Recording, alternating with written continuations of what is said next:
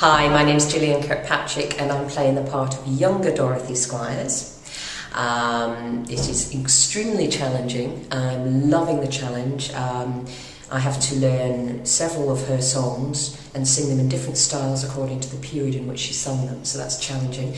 I have to learn a Llanelli accent, which is challenging, and then I have to learn the 4-star P accent which she puts on, but every now and then I have to drop back into Welsh, so that is challenging. Everybody's lovely to work with and we're having a laugh and really looking forward to it. They can expect some laughs. There's a lot of comedy in the script. They can expect to be shocked by some things.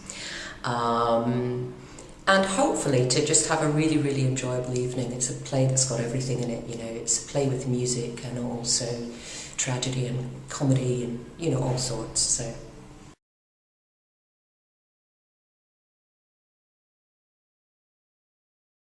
Now this is a brand new production, so it's very exciting to work on because you're developing it as you're going along in rehearsal. It's not absolutely set in stone what you're actually doing. So some things work, some things don't work.